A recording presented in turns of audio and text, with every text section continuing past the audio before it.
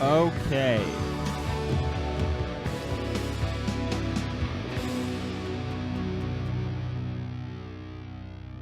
Let's start the damn show. Let's get it going. All right. This I didn't tell you what the name of the show was. That would be helpful, yeah. The School Zone. Ooh. You know, like the Cool Zone? Folks, it's we are in the cool zone and we're in the school zone. And who doesn't want to be doing this with on the day before the first day of summer? We're still in school, folks. The pools are closed, so just chalk it up to a loss and just educate yourself all summer. Yeah, Saturdays. Dip your toes into the cool font of knowledge. That's what we need to be doing. So, welcome to the School Zone. My guest today, Alex Helberg. Alex, welcome. Would you like to say Thank you. A thing or two about yourself, or should I say it so you don't sound like you're... Alex is a PhD candidate at Carnegie Mellon in rhetoric, right?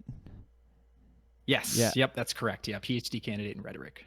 So, and I asked you what you've been reading about. You said you just read a Glenn Beck thing. Yeah, I've been. My research interests in general kind of encompass this broadly what I call rhetoric of political imagination. So I'm interested in the ways that people talk about what politics are, as in like how we define how political systems work and how we dictate what is and is not possible through politics. And so one of the papers that I'm currently writing right now is on Glenn Beck and the way that he uses and manipulates rhetoric to communicate a vision of politics and of American life.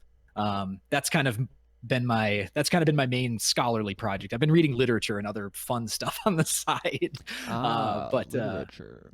Yes. Yeah. Who knew that a time like this would be a time that we could go back to something as seemingly out of fashion as literature, but it turns out that is much more sanity producing than staying on Twitter all day. I mean, for me, I can't concentrate on a book right now because there's so much posting to do in the posting war.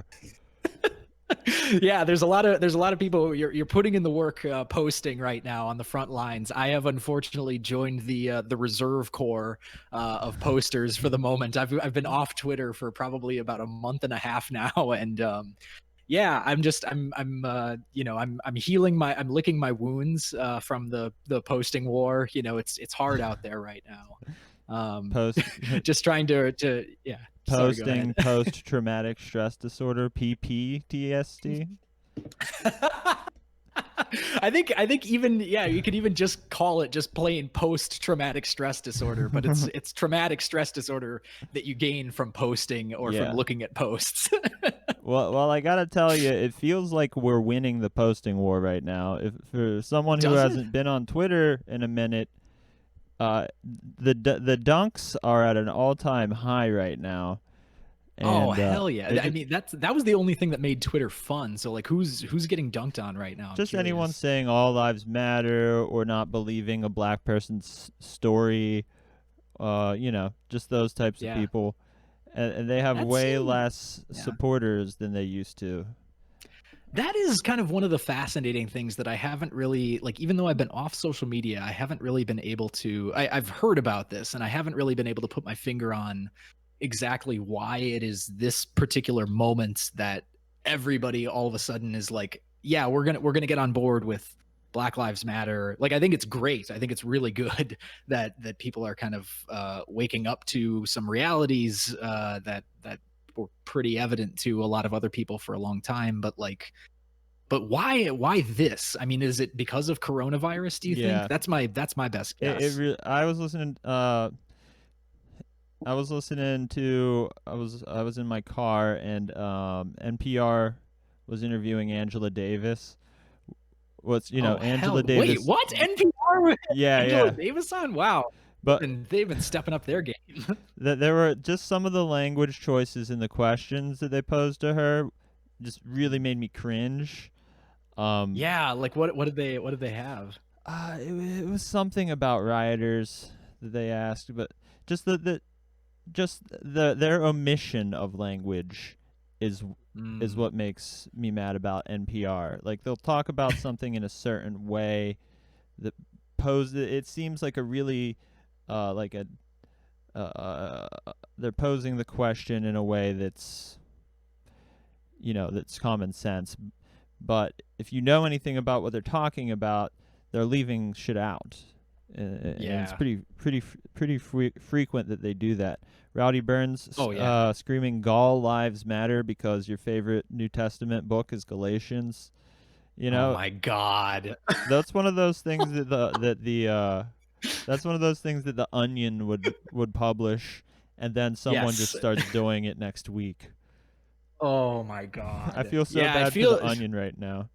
They're really having, I mean, to be fair, they really have been keeping up pretty well with the, because I mean, on the other sort of on the side of the sort of like the mere posters, you might call them, people who take posting as their only form of praxis and feel like, doing the minimum is all that's required right now. Like they had a great headline that probably has made the rounds enough by now, but it said something like white ally willing to do whatever it takes so that people won't be mad at him. I thought that was pretty good.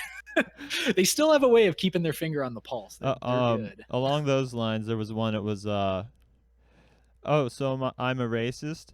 Then why do I have so many prepared statements to suggest that I'm not? Everybody, there's the sense that I'm getting that some people are like trying to keep track of their receipts a little bit better these days, and like knowing potentially what I don't know. Another highlight was it was a Photoshop of a bear at a podium, and it was like nations, animals, and thugs claim unfair comparison to police. And then there's just like guys standing around holding baseball bats and stuff around like a bear and a raccoon and but why don't we get down to business here? Definitely. The subject of discussion is going to be Glenn Beck. I figured we'd start it off by watching this interview with Candace Owens, and that's probably going to be a good jumping off point. Yeah. So. And this is on the Blaze, correct? Glenn Beck's network? Yes. Okay. This was like the first show after I don't know if it was the first show, but I think she's like the first black person he had on to talk about George Floyd.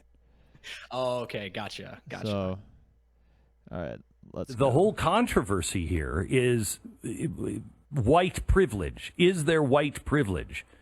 Of course there's white privilege. Of course it's privilege. 1 second. Okay, all right, yeah, that already is kind of like a. I will say, Glenn Beck is kind of a master of throwing people off their, or keeping you on your toes, I guess. Yeah. Because this is not something that you would necessarily think would come out of the same mouth that also said the words that Barack Obama had a deep-seated hatred for white people back in 2009 or whenever that was. I'm pretty sure after, kind of startling. I'm sorry. I'm pretty sure after the Mike Brown murder, that I remember seeing a headline saying something like, Glenn Beck admits to there being white privilege. So. Oh yeah. So well, there was he new for he him. had No, I don't think so. I mean, he had that moment where, I mean, so this has already been commented on like Chapo Trap House and stuff, but they I think correctly point out that Glenn Beck is always updating his fit. The man always has he has got like a new look every 6 months to a year, and they're right, because with those fits, he also changes his ideology and like his positions a little bit. Really? I never noticed that. Yeah, no, I think right around the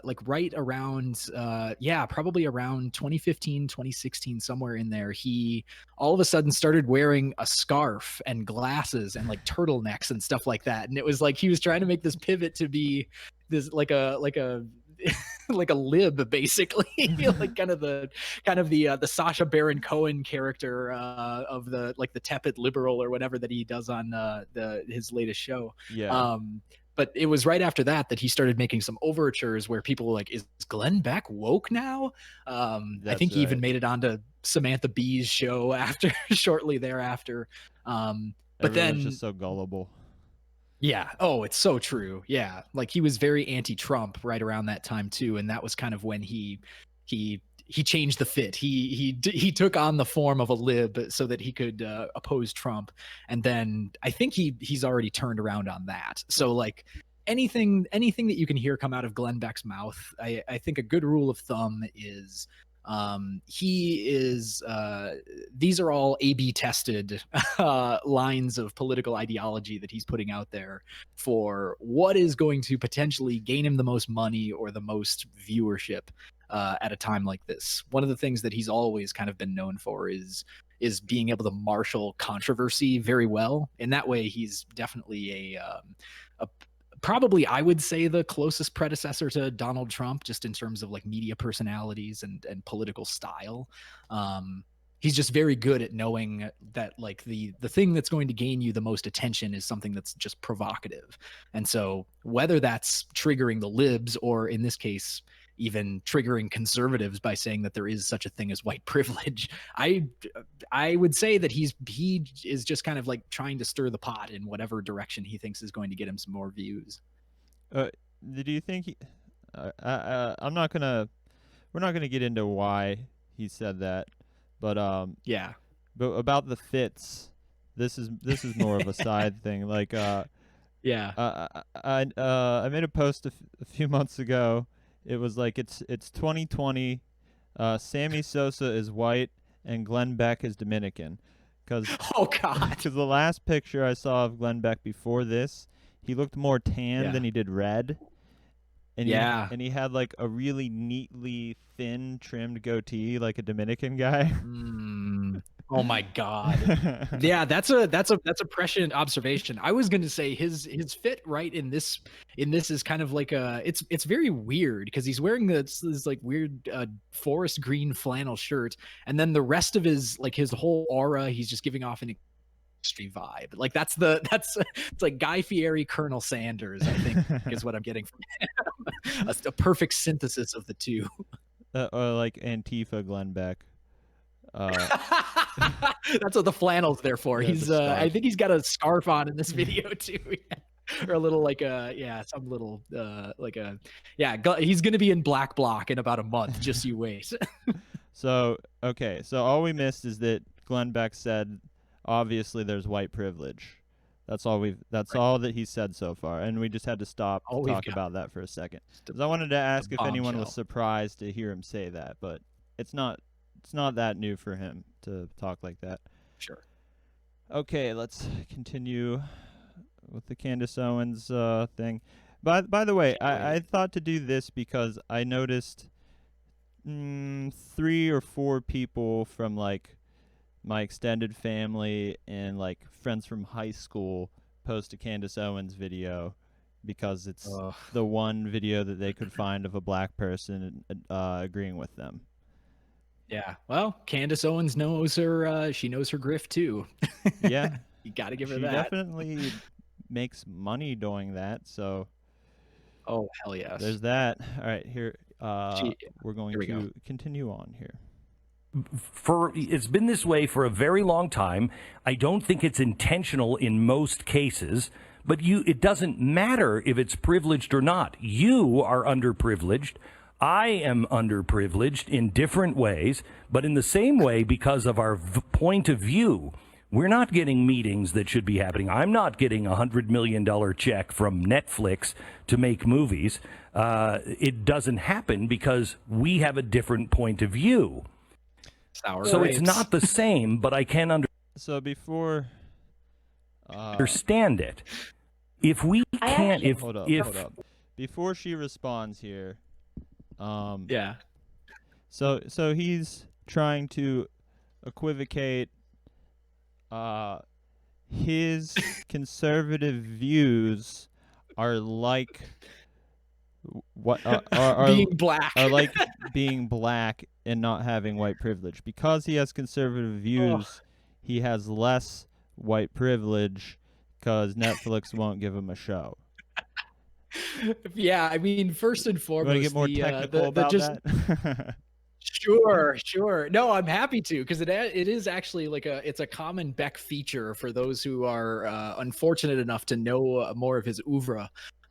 So I mean, first and foremost, you just really gotta love the dripping spite for I assume he's referring to Barack Obama getting the $100 million Netflix checks or whatever, or no, $100,000 Netflix deals for movies and stuff like that. Or maybe well, I think it's probably he's pissed that David Lynch put out a 15-minute short film where he and a monkey are the only actors, so he definitely got all the money from it. Well, Glenn Beck tried out for the part of the monkey and he didn't get it, so that was a blow to him for sure. That would make sense. Yeah, his grift has always been one of, like, he's always been rather shameless about equivocating or about basically putting himself on the level of of Black America, and particularly like well-known heroes of Black culture, particularly Martin Luther King. I mean, the speech that I'm writing an article on right now is his keynote address at the Restoring Honor to America rally, where he literally gave a speech on August 28th, 2010, which is I believe the 43rd anniversary of Martin Luther King's I Have a Dream speech and the Million Man March on Washington. He gave it in the exact same location on the steps of the Lincoln Memorial. Jesus fuck.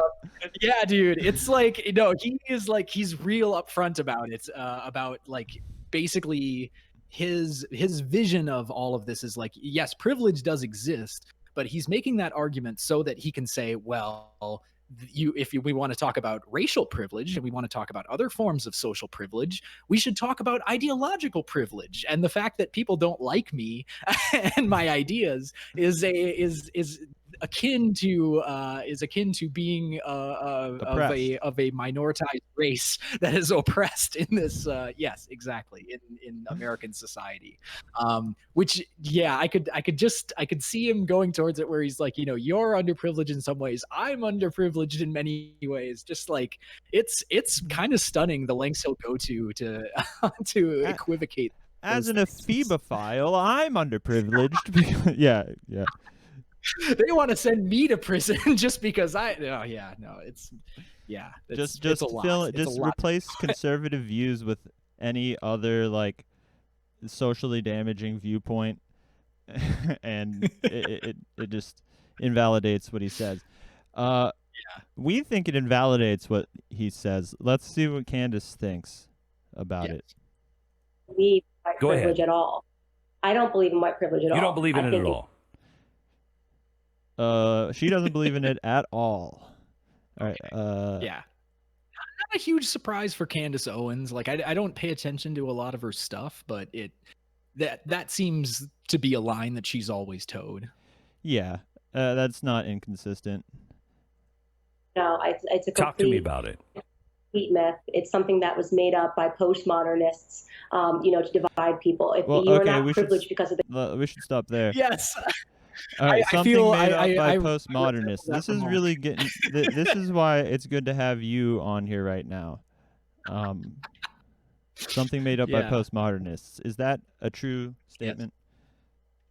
I mean, no. I mean, well, maybe. I mean, it might have been given a name by somebody who calls themselves a postmodernist. But the fact is, I mean, postmodernism or postmodernist is an argument or is a label that you will pretty much only hear applied to someone self-consciously by someone on the right. That is typically the only place that you hear that word thrown around, although there are like these weird niche academic quasi-academic circles on Twitter where people, complain and kvetch about postmodern critical theory ideology. Like critical race studies is usually kind of like a demonized category of scholarship that's put under the heading of this thing called postmodernism, which they of course treat as a monolith. It's something that is easily understandable as a single thing, which of course it's not. There are for our uninitiated viewers, if there are, well, do you have a quick basic definition for postmodernism? Yeah, absolutely. The quick and dirty definition would be basically a postmodernist is somebody who, probably covering all the camps, is somebody who does not believe in either does not believe in objective truth or regards so basically says that how we define reality is kind of up for grabs. We have things like scientific facts and tools of measurement, but those are human inventions, and as such we can never fully know anything. That's the sort of like really extreme version of it that is probably one that would be thrown around by someone on the right. That a postmodern leftist is somebody who through rhetorical trickery is out to delude and pollute the minds of the clear-sighted among us, the people who know what the facts are, right? So that's, I think, why people like Ben Shapiro get so up in there. Hey, there's Jeff Lowe. One of the viewers just mentioned that Glenn Beck looks like Jeff Lowe. So I haven't seen Tiger King. I had to look it up. Yeah, no, he does Fear have his some reign. big Good Jeff call. Lowe. Good call. And thanks for the follow, Spike MTZ. All right, that was a good definition for postmodernism. It's basically contrarianism. Right. Yeah, in the crude form that people like Candace Owens would use, certainly. All right, let's continue with this video. Color of your skin. And I think Glenn, that you just proved that by saying, oh, well, I'm not privileged because I have different thoughts. And he didn't prove it.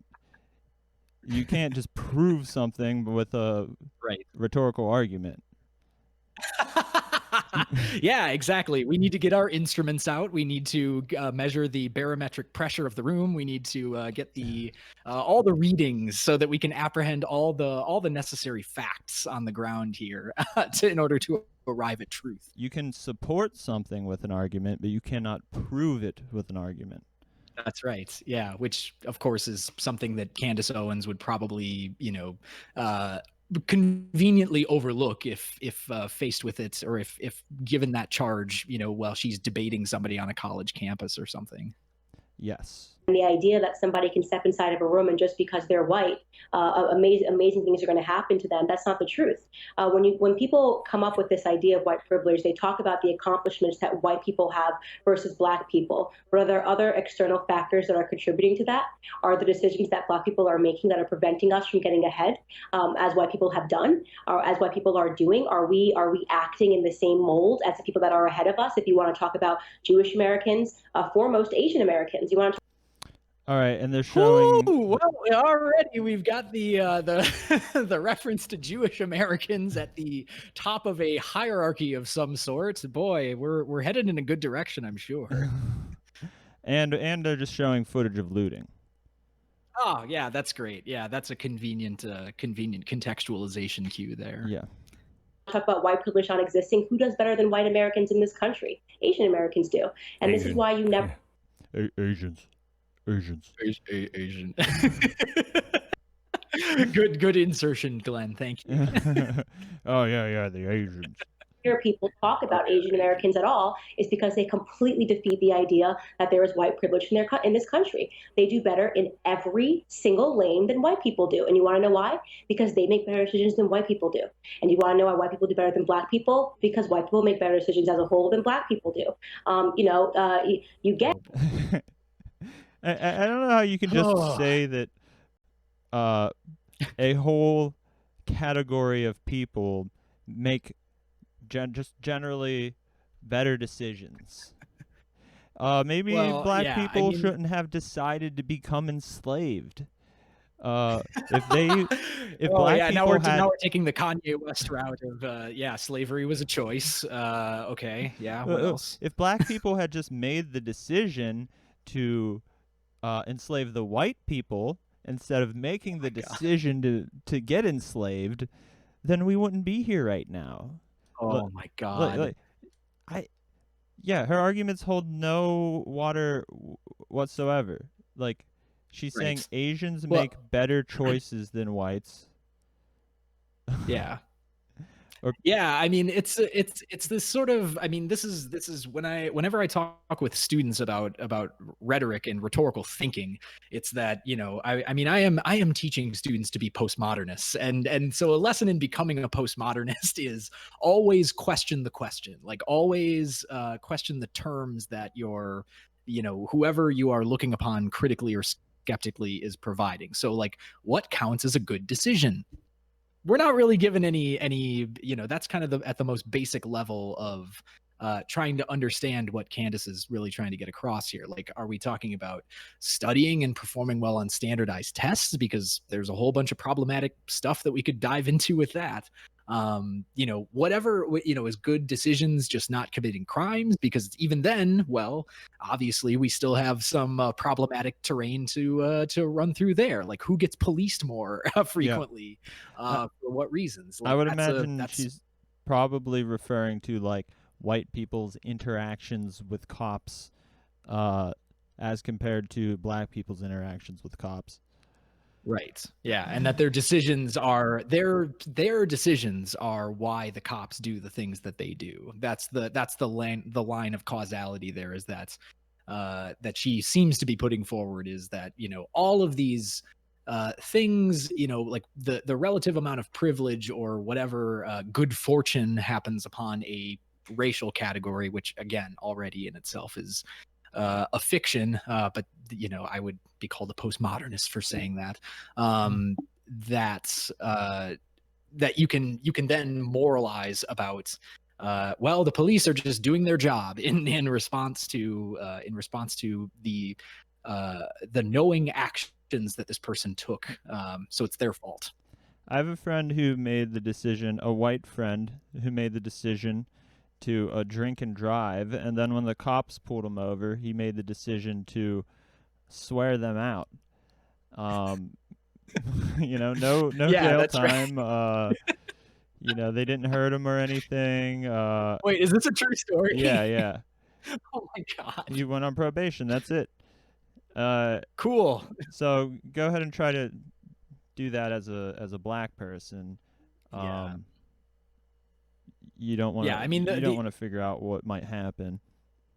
No, the argument is pretty easily falsifiable, and I think that, like, again, most people, depending on probably more than anything, like what community you're from and what the relationship is with the police, like, you know, people know how to interact with police in their areas. Like, they have a sense of like what you do and don't do depending on what you can get away with. Like, if I was to go back to Prescott, Wisconsin, at my hometown, and try and sorry, I just doxed myself, and try to you know, like, speed down this little speed trap of a street or whatever, like, yeah, you know, I've been caught in public parks, you know, there while, you know, having potentially, I think I was like having a beer in a park at night one time, and I, like, cop pulled up and I quickly like threw it off the, you know, cliff or whatever that was right next to the park. And so they, you know, could have breathalyzed me, could have like shaken me down or whatever, but I just was like, oh yeah, my brother and I are just here eating Taco Bell. And the cop was like, oh, well, I like Taco Bell too. And then we talked about Taco Bell for 10 minutes, and I was off the hook. Whereas Yeah, it's that not difficult to see. Whereas that happened in a Pittsburgh park with a black man, and they released a dog on him. He stabbed the dog, and they killed him. So yeah, for real. Same thing, just drinking in a public space. So yeah, go ahead and say that they don't make they don't make decisions as good as white people do. Get the fuck out of here. Yeah, for real. All right, let us continue. Out of life what you put into it. Oh, by the way, I just noticed the Blexit.com. Yeah, that's I don't know as much about Candace's Blexit campaign, but I'm guessing that is I mean, it's obviously a detour of Brexit, and I guess for Black people to exit the Democratic Party. That's just my guess. Because on the surface it looks like black nationalism, which I support. I support. Yeah, that's cool. That's good actually. Yeah. All right, let's go. It. Yeah. And unfortunately, people don't like to talk about that because it's too tough of a conversation to have about what Black Americans aren't doing right. Right? We have policies like affirmative action, right, which mismatches us and puts us into school not based on our merit or what we know, but based on our skin color.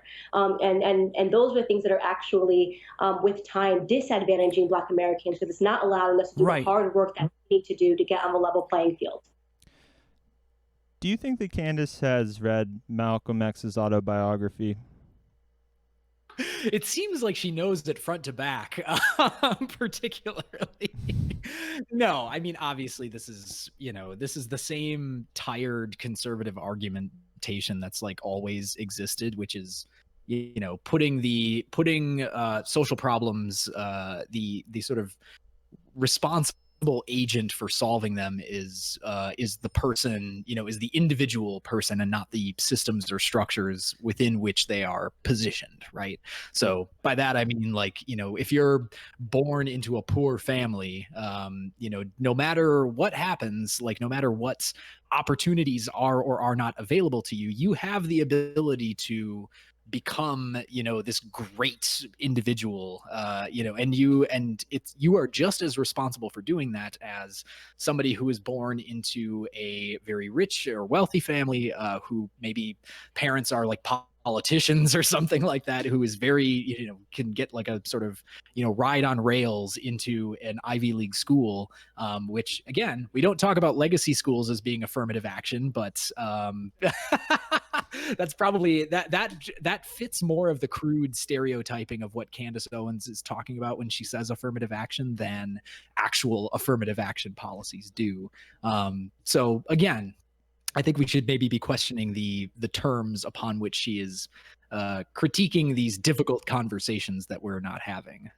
I just bring up Malcolm X because of the period of his life where he was acculturated to whiteness, when he was a foster child and then integrated into a white school. Yet he was told from his foster parents not to seek out college, even though he was like the best student in his school. Just thinking about the way she frames affirmative action and why it exists, and then looking at a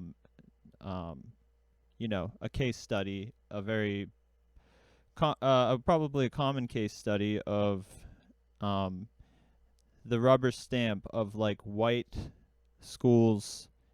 If you throw a black person in there, you'll get the same kind of person that you want coming out of these schools.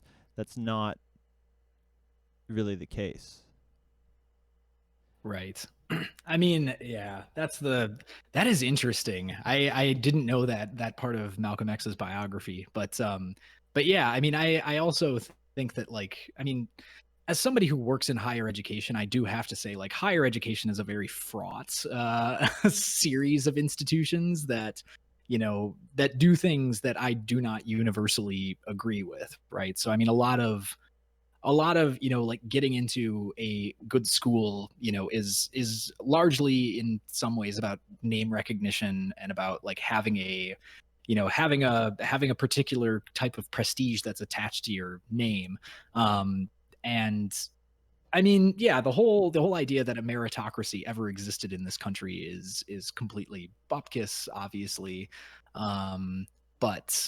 But yeah, I think that it's important to also understand the role that institutions like higher education or colleges have in shaping somebody into like somebody who can perform a class identity as well as anything else, right? Like you can perform as an educated person by going to an institution of higher education, just because you can learn to talk like somebody who, which is not to say that's all that universities do. Like I don't want to badmouth them too much, but I think that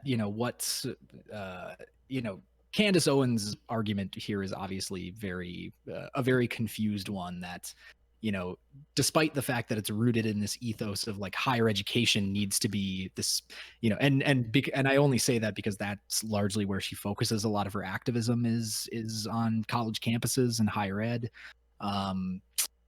It does seem to be relying on these sort of old visions of the meritocracy myth that basically like not really a lot of people believe in already.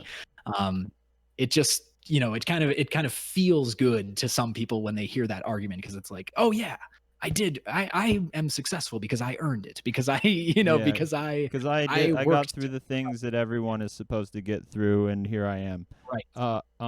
In the chat, a good comment in the chat from Andre Dolny. In my country, it's the same. White people try to help black people to fight against oppression, but the black people aren't really asking for help. Before the white people helped Native Americans with Christianity, helped Arabs with democracy. I think the world can be a better place when the white people stop helping. Yeah, or yes, or at least in the very least learn how to help rather than just do the rubber stamp. It's like, this is what works for white people. Just do what we do. It works for us, but that's not. Yeah. I mean, there are a lot of different factors, socioeconomic factors, cultural factors. And people have to learn more about each other. You just can't act like there's a one-size-fits-all solution. Good comment, Andres. Thank you for that. That's a great one. And yeah, just to piggyback off of it, I mean, like, to the extent that we can get rid of and build new, get rid of the old institutions and build new ones that don't continually like reproduce the kind of harm that we see in all the different places like you mentioned, the better we can do with that. We need to change up incentive structures for why that eliminate a sort of incentive for people to be helping in other parts of the world. And I put that in heavy scare quotes because, again, that is usually a rhetorical veneer for exercising an influence of colonial power. Yes, and wealth extraction. Yes. Rowdy Burns says, I'll help you in this life if you convince me that you want to go to the same afterlife as me. Yeah. Yeah. I thought about that recently with all the Christopher Columbus discourse going on right now. Like, oh, what's the Columbus discourse? I haven't heard this. Oh, thank you for the follow, Andre. You get a hat wobble. Like people who want to tear down Columbus statues, and you have your old Italian people who are like, that's our heritage or whatever, dumb shit. But like the fact that they felt like they could do whatever with natives because they weren't Christians, and how the imperative, if you are a Christian, would be to spread your faith. So yeah, at what point do you say, oh, well, this person won't believe in what I believe, therefore they're not a real human? Yeah. Like, yeah, no, that's there's nothing in the Bible that says if they refuse to convert to Christianity, you have to kill them. Maybe there is like Maccabees when they forcibly circumcise their enemies. Like, Yeah. Oh God.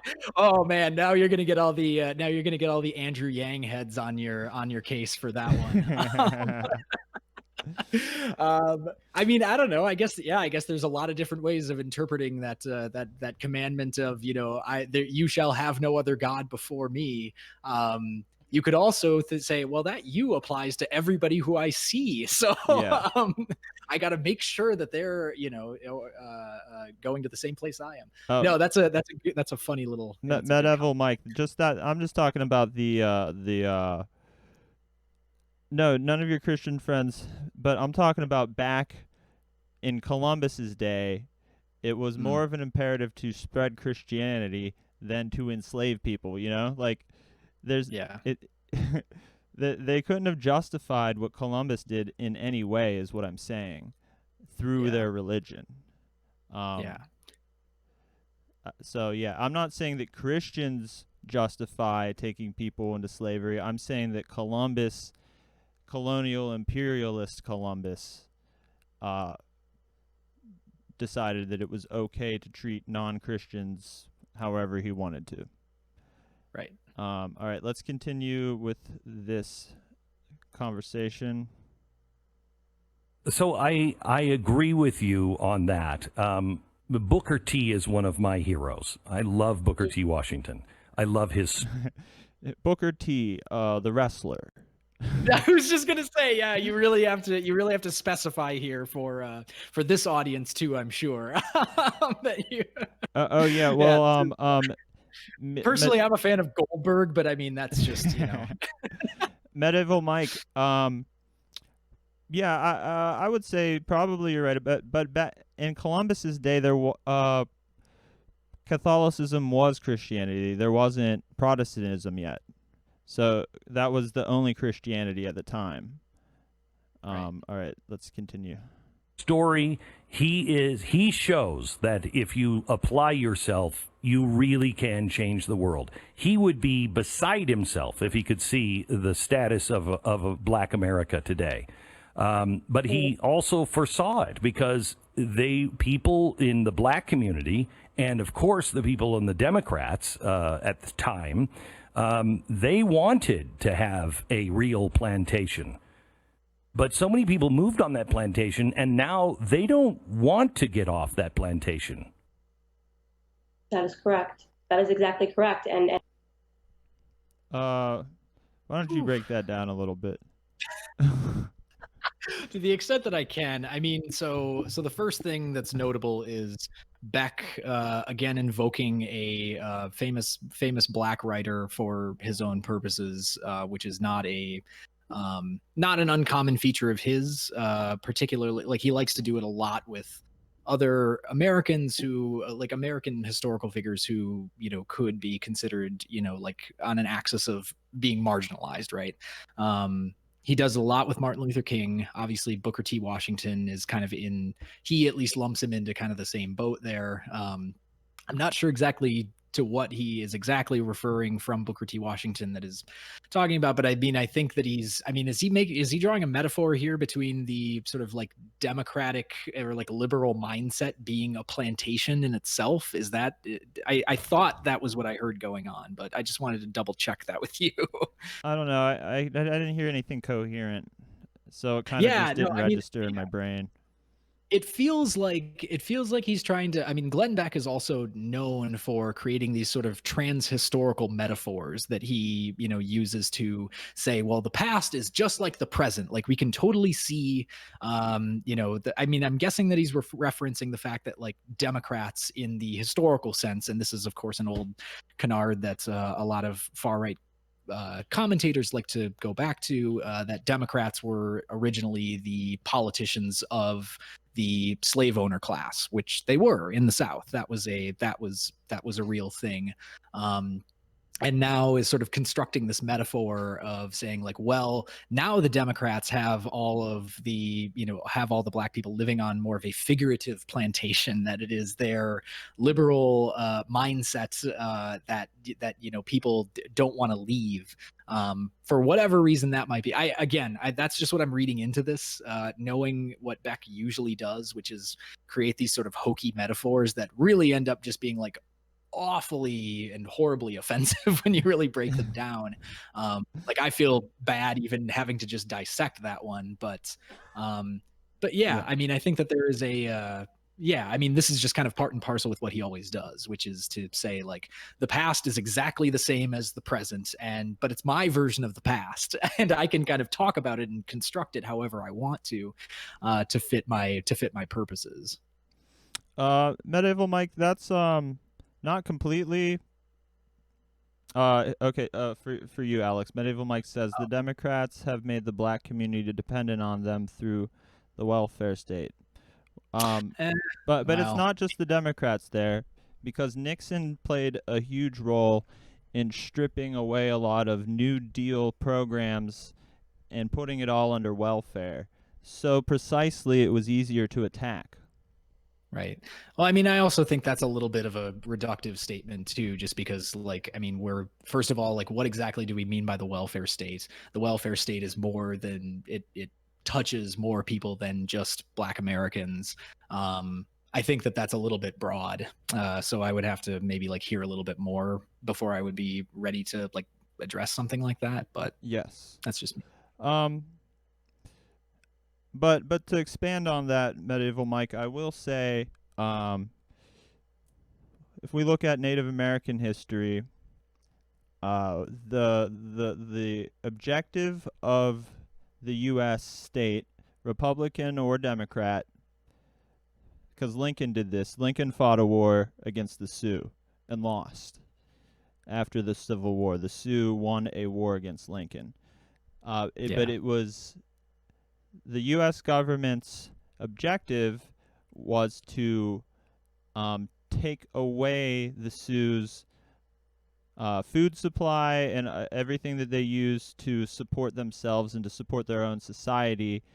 So they decided to develop the Powder River Basin, which is where the Sioux would go hunt for buffalo. They decided to develop that with railroads and farms, and they killed all the buffalo to force the Sioux into the Black Hills, where they would have no choice but to rely on the American state. So then that's when the Bureau of Indian Affairs was created, and it continues to be one of the reasons that this specific Native community has difficulty holding their society together. And it's not a Democrat or a Republican thing. It's a U.S. state thing. And exactly. This is similar what you're talking about with the welfare state. Precisely. Yeah. No, with regard to that, I mean, there is, making it into a party thing is always kind of missing the point. Like there is very little, and I might get in trouble for saying this if somebody in academia we need to say this. Yes, but go ahead. But yeah, no, I mean, functionally they do they serve the same purpose, which is legitimizing the idea of the U.S. state, which is, one is just sort of, playing to they're just playing to the different biases that you can find in like different parts of American political culture, but functionally, like they don't govern very differently most of the time. The difference between Republicans and Democrats sorry, go ahead. Is minuscule when you look at political parties in other countries. There's a whole spectrum. Right.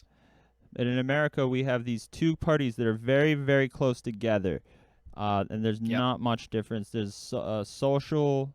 They disagree on social issues, and almost everything else they agree on.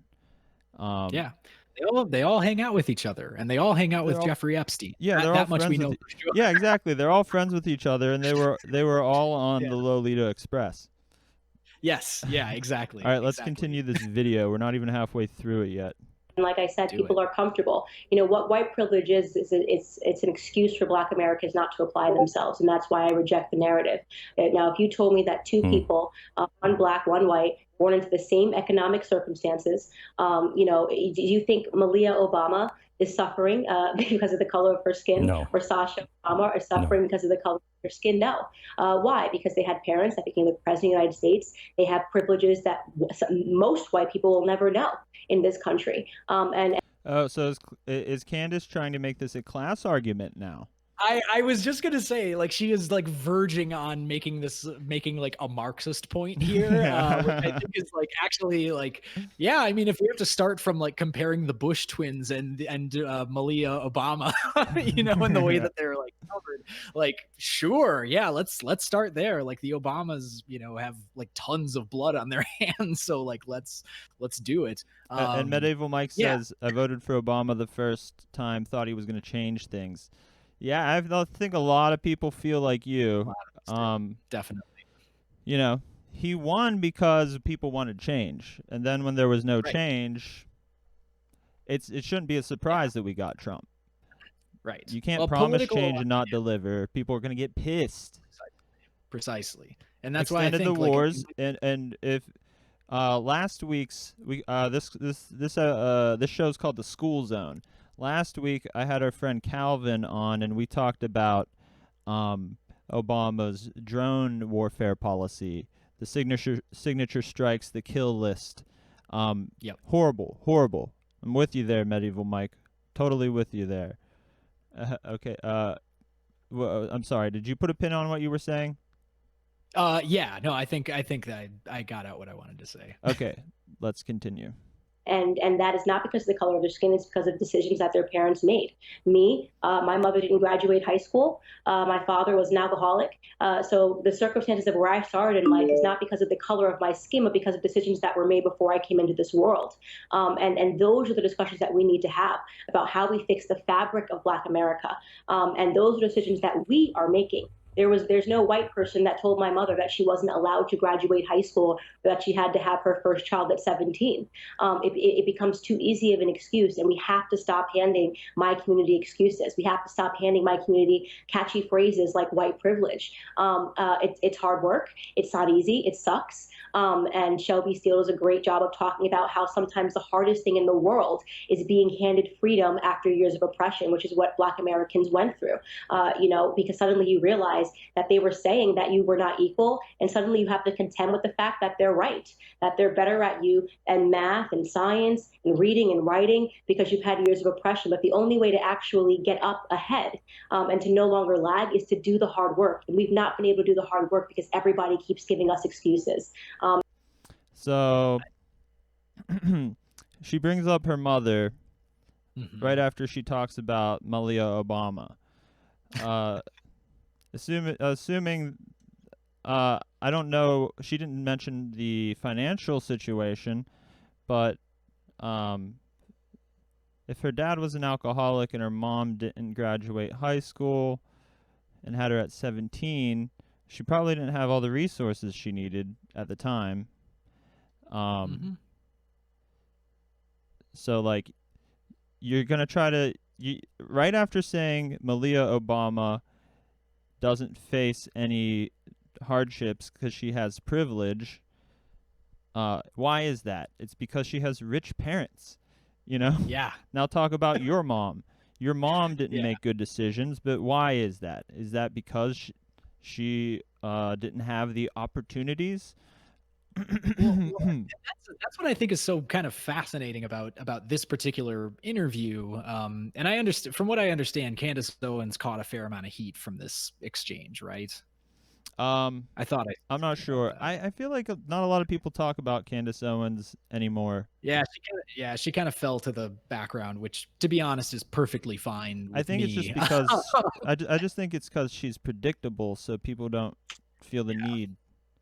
Right. I mean, so I guess the interesting part of her argument is where she's gesturing at this, you know, needing to fix the social fabric, which like, which, you know, if I was reading it with my own willful intention, I could say like, oh, we need to fix our systems of, you know, economic resource distribution so that people don't grow up poor, you know, like that could be cool. That could be a really neat idea for, you know, from a policy position. But again, I don't think that's probably what she's talking about. You know, she's sort of gesturing at this, she even uses the word oppression, which I think was kind of fascinating. Like using it, saying like it is a thing that, you know, that the Black community has had to endure.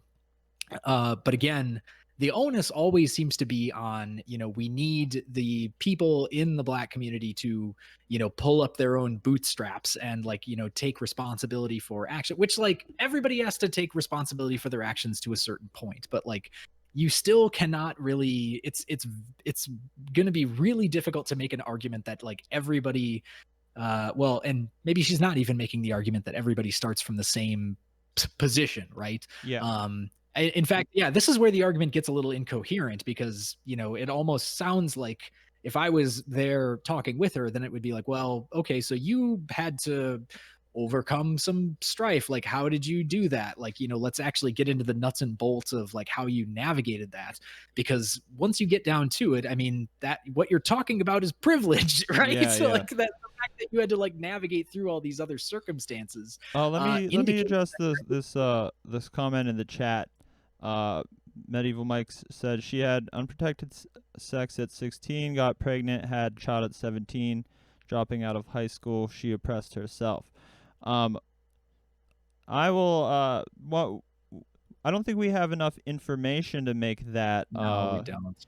We don't have enough information to make that assumption because we don't know if she had access to sex education. We don't know if she had access to reproductive health care. We just don't know, so we can't just say that. Yes. But yes, no high school diploma and having a child before you start your life. Yes, that is a huge disadvantage. But like I said, we don't know what resources she had available to her at the time. Well, and that's why all these arguments about like whose responsibility it is, like trying to blame individual people for their own actions. Like again, I agree that we can do that to a certain extent, but we really have to be careful about it when we're sort of glossing over like whole populations of people. Like I think that is, it gets very easy to make like reductive comments that like don't take into account all of the incredibly complex nuances of that context. In the chat again, the French narrator, hello, welcome. The French narrator is asking what the topic of convo is on Candace Owens. The topic is Glenn Beck. Alex is a PhD student at CMU studying rhetoric. So mostly what we're talking about is the rhetoric of their arguments. The definitions, the terms they're using. So yeah, we're more looking at the rhetoric. Yeah. Yeah, all the bullshit that you can handle from these people. That's what that's the response I get whenever I tell anybody I study rhetoric. It's like, oh, you study bullshit, huh? It's like, yeah. Part of it. Alex is studying how to see bullshit in people's political arguments. Yes. Yep. And how to spew it. All right, let's continue. So I'll have to tell you, no, Glenn, there is no such thing as white privilege. I have to deny that because I want Black Americans to get ahead, and we have to. I love being on the other side of the argument with you, and my only thought on this is I will recognize that over time, just like you're recognizing that over time people made bad decisions, over time people also were oppressed in ways that I, as a white man, I've never been pulled over for driving a nice car. So there are different things in our communities that I think you can call it white privilege or just differences of the way people are viewed. Doesn't matter. But there are experiences that I never went through. But on the other hand, I didn't have it. Yeah, I didn't have it either. I didn't have everything handed to me. Yeah. I've never been pulled over in a for being Black either. And that's the thing, is that what you see happen is there's this antiquated argument of things that went on, in the 50s and the 60s that were very much real. We're now in 2020. The Black Americans that are growing up today are not going through that, but they're being handed the excuses, from years of oppression that did exist. Sure, if my grandfather wanted to talk to you about white privilege, then I'd say, okay, he's a great person to have that conversation with. But if you didn't grow up during that time and you're accepting that this is all real now and today, it's disingenuous. It just isn't. Okay. Well, that's the end of the video. So this is a good place. We're getting to the end of this stream, but yeah, this is a good place to drill down here. Yeah. So, I mean, I think what you saw there is, again, the sort of turn, another part of the argument, and I guess the line of thinking of like racial dynamics in America look like. Candace Owens' primary assumption seems to be there was this some abstract point sometime in the 20th century when racism ended, which I think is another, and again, I'm being glib here for a reason, just to keep it simple, but like that seems to really be like, she says, if you talk to my grandfather, then he could have a conversation about real oppression that did exist. But how can you really make an argument that like racism as a whole, like structural or social, stopped at during the civil rights era? Like what is that like? You would have to buy some of it did. Maybe it got better, but it didn't go away.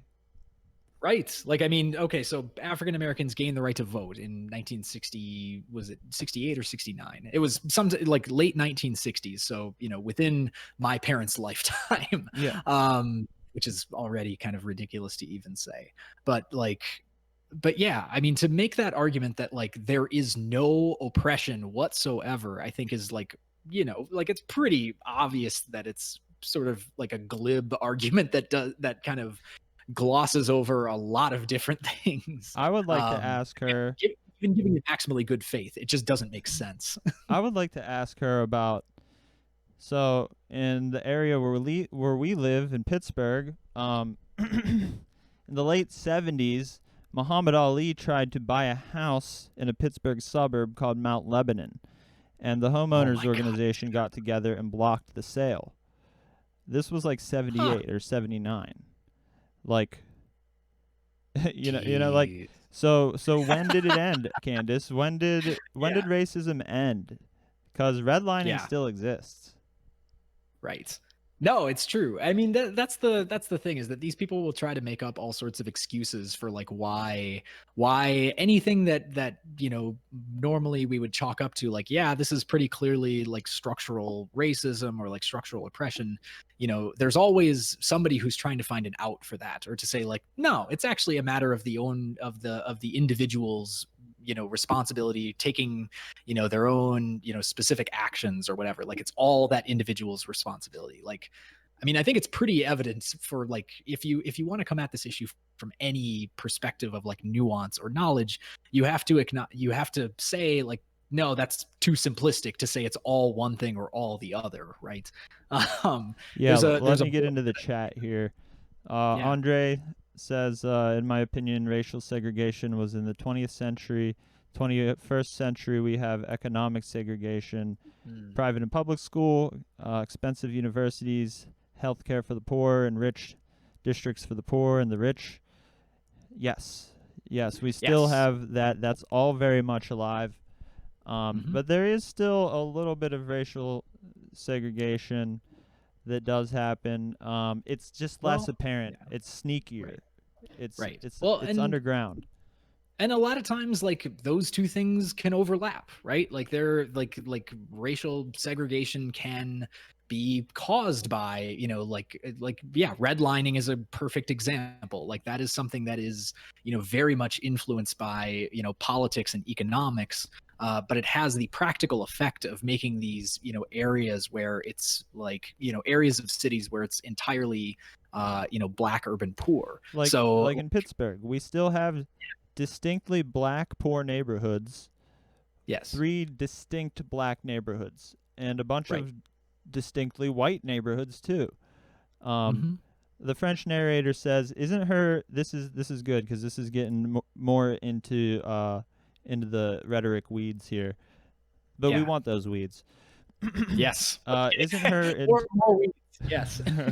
her entire argument invalid since it's from the perspective of analogy? Her foundation is that her grandfather experienced real racism, in quotes. Yet the issue here is that there's no statistical base for an analogy. Right. Yeah, I mean, we don't really have any terms for the analogy either, right? It's just like, my grandfather experienced this, I experienced this, but we don't have, we're missing the second term, right? Like there is no saying like what was the oppression that her grandpa went or that her grandfather went through, and how do we define the lack of that oppression in contemporary society? Like, yeah, from a logic bro standpoint, there would be this kind of invalid argumentation going on because we don't have a set of terms that you can, or a standard, I guess, of like what counts as oppression from Candace Owens or from anybody else that we can use to measure whether or not it existed in the past and does not exist today. So yeah, I think you're right in pointing out that analogy is it's missing a few components. And this is all starting off from a discussion about police killing black people at a much greater rate, 3 times rate, 3 times the rate. Right.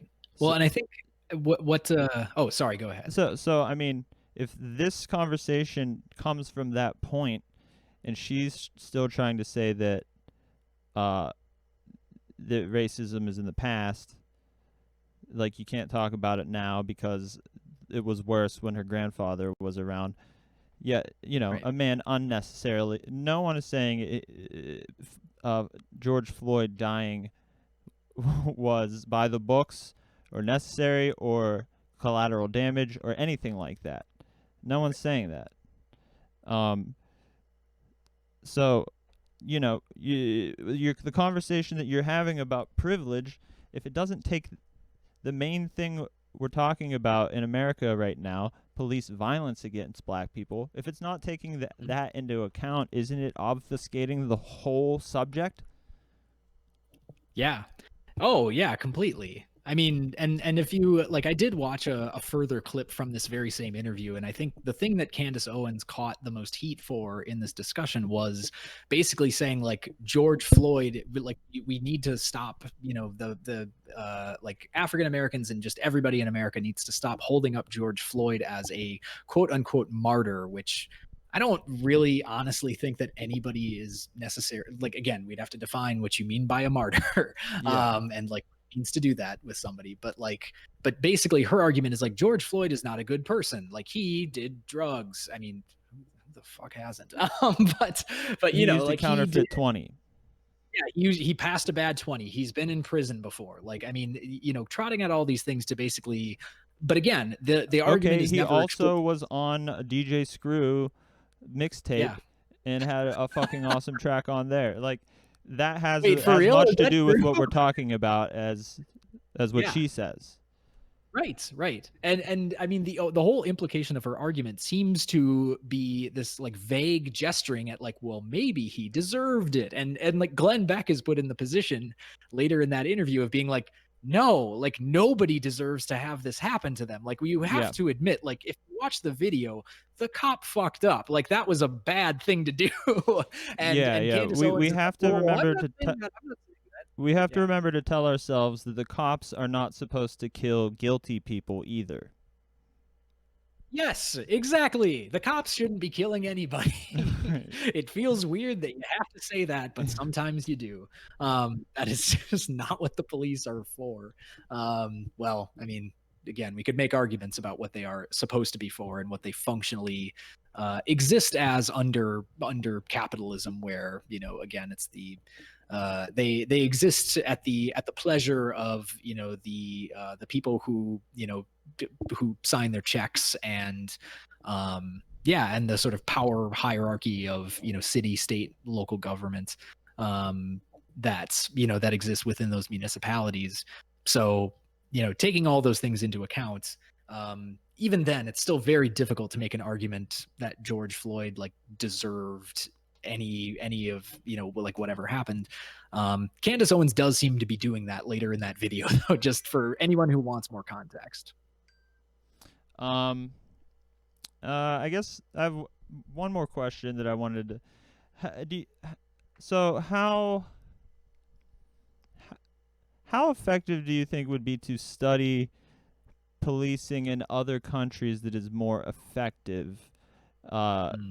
Like Germany, where you have to have a 2-year degree and go through like years of training to be a police officer, or Sweden, where you have to have a degree in law enforcement and 2 years of training. Like, can we look at those systems and learn from them? I mean, obviously we can, but will we be able to express why those systems are preferable without people discounting those systems for being not American?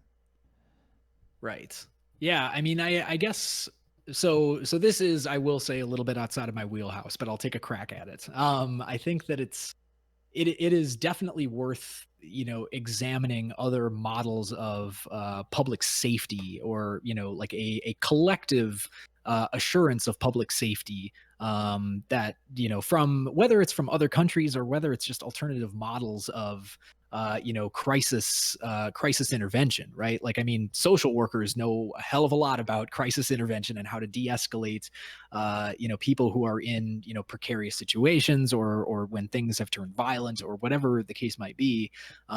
There are disciplines that are dedicated to studying those things and finding ways of remediating problems that don't involve the coercion of physical violence, because that is kind of what the cops have come to represent, and that's usually the argument that's most difficult to to convince somebody to abolish the police or defund the police. When those arguments get trotted out, usually the response is, well, we need somebody because bad people still exist, right? And I think that, to a certain extent, if we, we can take that seriously and say, like, yes, sometimes people will act, act selfishly, act in ways that are, cruel towards others. And, but it's much more interesting and I think humane to like try and understand why that is, and to develop some kind of, develop some kind of organized institutions that are better equipped to deal with that than just arriving on a scene, pulling out a gun, and like having that be your first, recourse for neutralizing the situation. Exactly. Right? French narrator. I'm going to get to that. We'll put a pin in that. So to expand on what you just said, Alex, about our public safety organizations, here's a good anecdotal example of why it needs to be more specialized. This week in Pittsburgh, we had a little visitor from the woods, and more than a little visitor, we had a big old black bear. We had a big old bear walk into a residential neighborhood, and who came to take care of this issue? Obviously, that's kind of dangerous. You don't want a bear to eat your cat or your dog or fuck up your mailbox or whatever. Did we call the cops to come in and kill the bear? No, we called animal control. They came in. They had the proper training. They had the proper equipment to humanely catch this bear and release it back into the wild.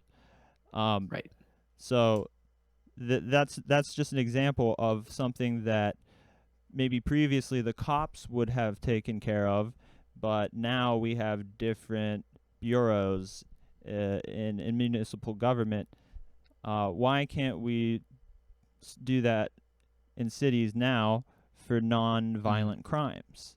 Okay, now we'll get to the French narrator says, back to this was about police should not kill guilty people. French narrator says that's also another flaw in her argument. Yes, Floyd was a criminal and has committed crimes. However, in the legal system, criminals are not held liable for crimes they have previously committed and have been charged for. This is in order to prevent bias in jury members in order for a criminal to be indicted based on previous crimes. That's a good point. But in order to prevent bias, yes. Yeah. Well, and I think that, what's kind of interesting, if you watch the rest of that clip, Glenn Beck himself gets a little bit, kind of on edge when she starts talking about like George Floyd, used fentanyl, or he used like drugs, or he was an alcoholic, whatever the case might be.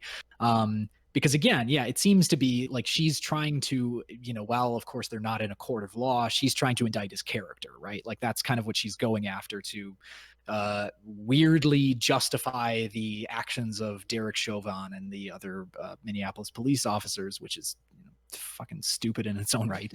But even beside that point, Glenn Beck himself was a drug addict and an alcoholic before he, became a top 40 radio DJ, and then, made it onto CNN and, kind of climbed the ladder from there. So like, yeah, I think that there's a pretty clear, there should be, in the mind of at least Glenn Beck, an acknowledgement that like, oh, just because you like did some bad things in the past, or, like damage your life, doesn't mean that like you are forever condemned for that. Like, because again, that seems to be the argument that Candace Owens is gesturing towards, right? Like, I mean, I always feel like that's kind of the critical giveaway, is that they'll, these kinds of far right pundits will like take you just to the edge of like something absolutely batshit crazy, but they won't, they'll wait for you to jump. They just give you all of the coaxing and the reasoning that you need to like go over that ledge. But they'll never do it themselves. They'll never jump with you. And for anybody who is inclined to agree with Candace Owens, I would say, that's something that you maybe need to examine. I forgot I had this background, this Ozymandias background, because all the statue stuff happening recently. It's been behind the video the whole time. No way. I haven't been able to see that. So that's dang. The Ozymandias poem. Nice. Yeah, Medieval Mike, serial killers, murderers, and criminals in all communities. Yeah, so, why do we need extra policing in black communities, right? In fact, one of the arguments commonly brought up right now is that there's over-policing in black communities, and it's part of why the crime rate is higher, is because the rate of policing rather than the rate of crime. Right. Well, and also when we're talking about, things like serial killers, whatever, like now we're getting into the terrain of psychology, right? Like these are things that, that could also be seen as the critical failure of public mental health infrastructure and the ways that we take care of, people who have mental or intellectual disabilities. So again, like there's a systemic solution for that really has never been tried. And so I don't know, why not aim for that? Rocket Morton, now Tane I can get into. Computer run celery man. Hey, you know what? If you hit follow, you get a hat wobble. Just saying you get a hat wobble if you hit follow. Very nice. So I think that pretty much finishes up the conversation. I think we touched on a lot of the stuff that we wanted to talk about. So Medieval Mike says the first weekend after Floyd was murdered, Chicago, 35 people were shot, 5 killed. Yeah, well, yeah. We all know how what's the word? Dire the situation is in South Chicago. But I think what this conversation has been about is how we talk about it. So when we say 35 people were killed in Chicago, all in the black community, after George Floyd was killed, what do we mean when we're saying that? Are we trying to suggest that there's more crime in the black community? Right. If we are suggesting that, should we look at the causes? Are there factors that aren't present in other communities that make this community have higher rates of violence? And in South Chicago, there are factors. There are They talk about how gun control isn't effective, but studies have shown that gun control is effective in states where there is not a border state that has more lax gun control. So it's a well-established fact that most of the guns in Chicago come from Indiana, who has more lax gun laws. So I guess the point is, when we see that there's more violence in a black community, we have to figure out why. Because the answer is not going to be because black people are genetically predisposed to crime. That's just not the answer. It's desperation. Well, yeah. Anyone who's been poor, in a tough spot, you know that desperation can bring you to do stuff that you would never want to do. Yeah. Yeah.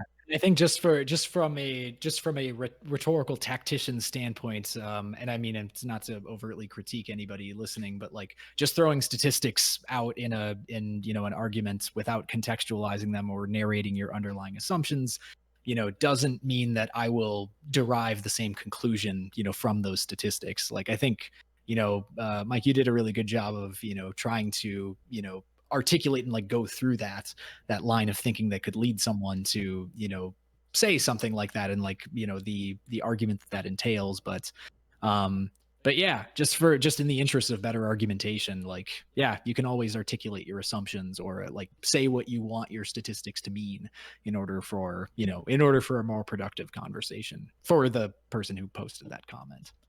But thank you, everyone, and thank you for coming in, engaging. Even with differences of opinion, I think it makes for a very good addition to the conversation. Staff. I'm gonna try to be doing the school zone thing every Saturday, probably at 5. I'll see though. This is only the second one we've done, so I'm also gonna be watching and making fun of Bill Maher tomorrow on this channel, 2 Eastern. Then we're gonna watch some wrestling after that. Monday night, horny night, 7 Eastern. Just masturbation nostalgia. I have some guest hosts with that. And Tuesday night, 6:30, I play GeoGuessr. So, nice. Thanks. Thank you for the new to the new viewers. Thanks for watching. Thanks for engaging. WWE is so cringe with no crowds. You got that right. Oh yeah. I mean, I miss going to local